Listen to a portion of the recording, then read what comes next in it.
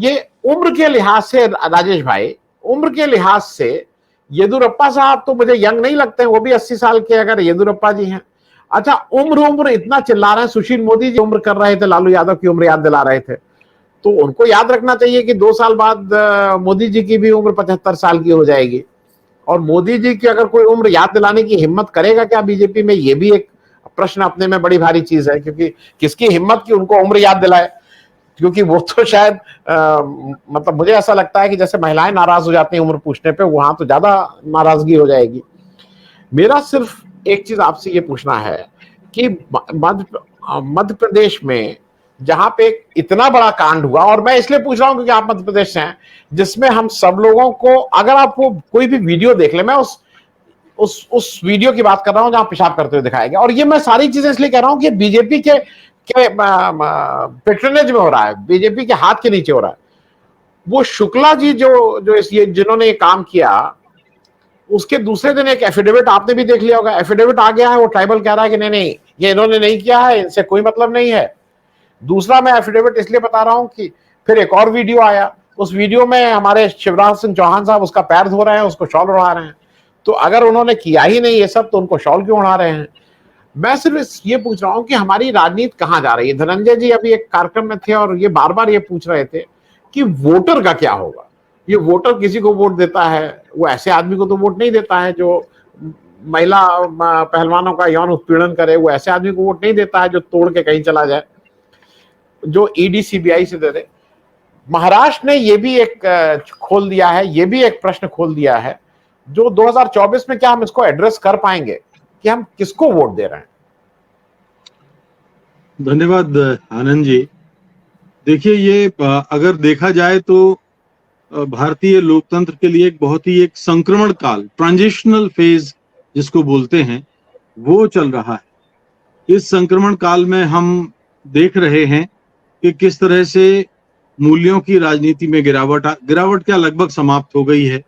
संवैधानिक संस्थाओं को, लोकतांत्रिक संवैधानिक संस्थाओं को जानबूझकर समाप्त किया जा रहा है, और एक खास किस्म का अधिनायकवाद हमारे सिस्टम में पैदा हो रहा है। इस अधिनायकवादी सिस्टम ने हमारे देश में केवल केंद्र स्तर पर नहीं बल्कि प्रदेश स्तर पर भी एक ऐसा परजीवी राज्य तंत्र जिंदा कर दिया है जो अपने दम पर कोई फैसला नहीं कर पाता। यानी प्रदेश सरकारों को भी हर चीज के लिए केंद्र की ओर ताकना पड़ता है। तो जब ये किसी भी देश के लिए ये स्थिति में बहुत अच्छी नहीं मानता। और जो मैं बात कर रहा हूं अभी, पहले मैं महाराष्ट्र से, आपने चूंकि बात शुरुआत की थी, तो महाराष्ट्र के बाद फिर मध्य प्रदेश वाले प्रसंग पे भी आऊंगा। महाराष्ट्र में जो कि ये जिस तरह से 83 साल की उम्र का जो जिक्र किया है अजित पवार ने, बात देखिए वही होती है, करने का अंदाज होता है। हमारे अपने घरों में भी 83 साल के बुजुर्ग होते हैं, हमारे चाचा होंगे, हमारे दादा होंगे, हमारे कोई और भी होंगे। सवाल ये है कि एक बुजुर्ग को जब हम ये कहते हैं कि सारी उम्र अनुभवों का एक खजाना उसके पास होता है, और जब कोई बुजुर्ग जाता है तो अपने साथ एक बड़ी लाइब्रेरी लेके जाता है, पुस्तकालय लेके जाता है, क्योंकि जिंदगी की किताब में वो सारी उम्र वो अनुभव के अध्याय लिखता है।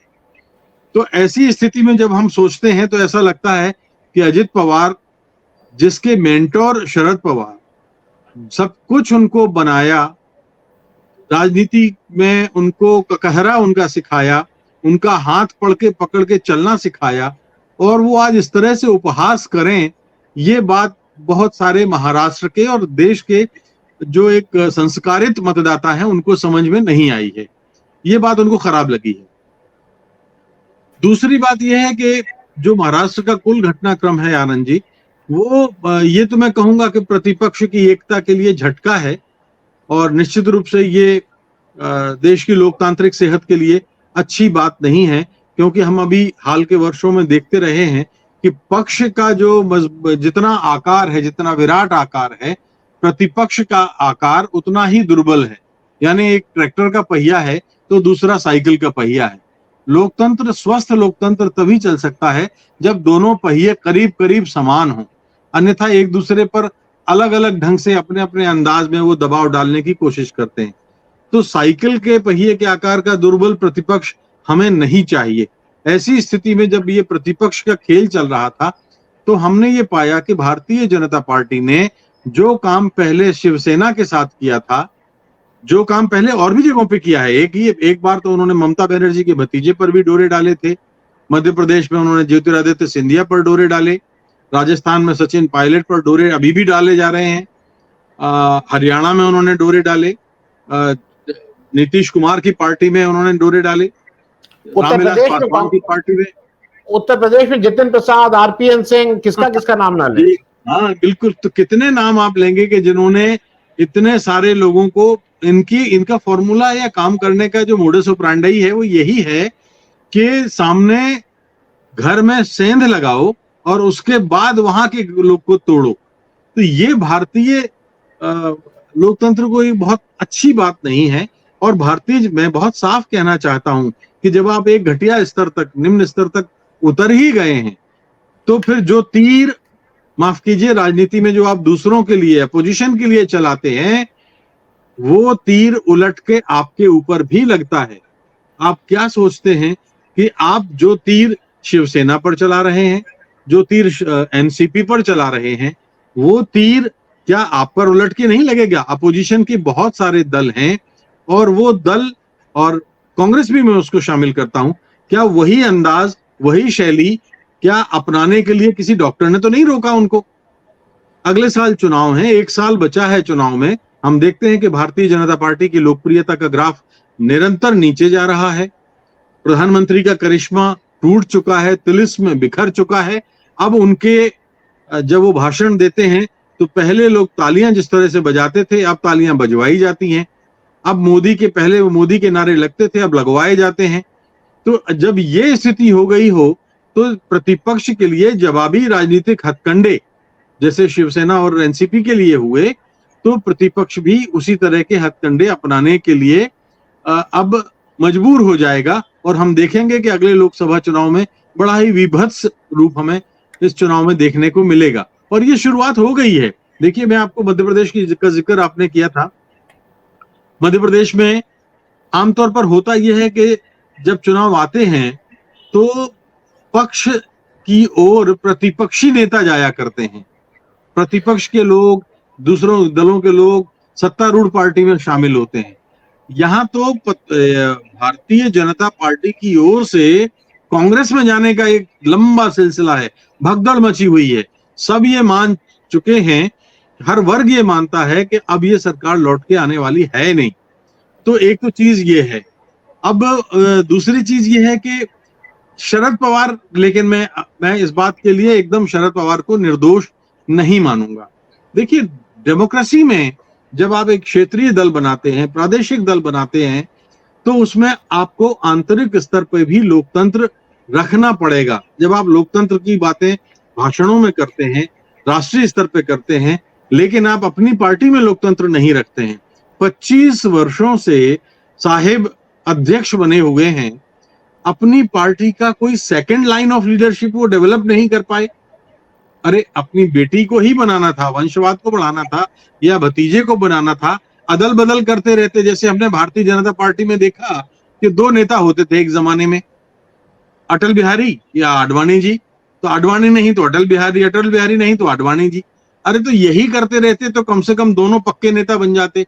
अजित पवार का भी ईगो तुष्ट हो जाता, महत्वाकांक्षा कुछ शांत हो जाती और सुप्रिया को भी परिपक्व हो जाती। तो ये भी उन्होंने नहीं किया। ये चीज, दूसरी चीज जो शरद पवार के, अगर आप पूरे सियासी घटनाक्रम को देखें तो 1 बार नहीं, 2 बार नहीं, 3 बार उन्होंने भारतीय जनता पार्टी की तरफ उनका सहयोग किया। जब वो मुख्यमंत्री बने तब जनसंघ घटक जनता पार्टी में शामिल था। जब वो लीडर ऑफ अपोजिशन बने तब भारतीय जनता पार्टी का समर्थन था। नॉर्थ ईस्ट में एक सरकार को उन्होंने, भारतीय जनता पार्टी की सरकार को उनके एनसीपी ने समर्थन दिया। तो जब आप ये राजनीति करते हैं तो माफ कीजिए, आपकी पार्टी के आंतरिक स्तर पर, नीचे स्तर पर कार्यकर्ता भी ये समझता है कि ये पार्टी भी कोई सरोकारों की राजनीति नहीं करती, वैचारिक आधार पर राजनीति नहीं करती। कभी ये बीजेपी का साथ देती है, कभी ये कांग्रेस का साथ देती है, कभी कांग्रेस कांग्रेस भी तो उन्होंने 3-3 बार छोड़ी है। आप याद कीजिए, कांग्रेस उन्होंने एक बार तो कांग्रेस से निकाल ही दिया गया उनको, क्योंकि ये वो लगातार 2 बार उन्होंने इंदिरा जी का खुला विरोध किया, फिर सोनिया जी का विरोध किया, तो ये माना गया कि इनकी पार्टी में महिलाओं के प्रति बहुत सम्मान है नहीं। तो ये बात शरद पवार के बारे में मैं कहना चाहता हूं। और दूसरा, आपने देखा होगा हाल ही में उन्होंने एक और बड़ा अजीबोगरीब बयान देते रहे हैं, प्रधानमंत्री को पुसाने वाले, उनको रुचने वाले, उनको अच्छा लगने वाले बयान। उनकी डिग्री वाला जब विवाद हुआ तो उन्होंने प्रधानमंत्री का बचाव किया। जब ये बात आई कि सुप्रीम कोर्ट एक ये ज्वाइंट पार्लियामेंट्री कमेटी बननी चाहिए, तो उन्होंने कहा कि नहीं, सुप्रीम कोर्ट की समिति बन जाए। तो ऐसे मौके पर वो मोदी सरकार का बचाव करते हुए दिखे हैं। अब जब मोदी सरकार ने उनको ही डस लिया है, तो अब बिलबिलाए हुए फिर रहे हैं।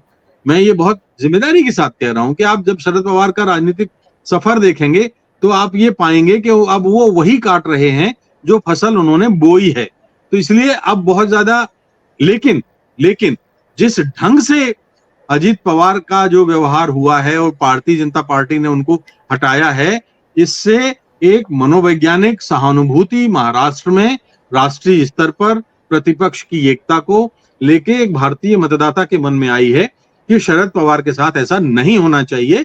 बहुत वरिष्ठ नेता हैं और ये चीज ठीक नहीं हुई। जी आनंद जी। जी।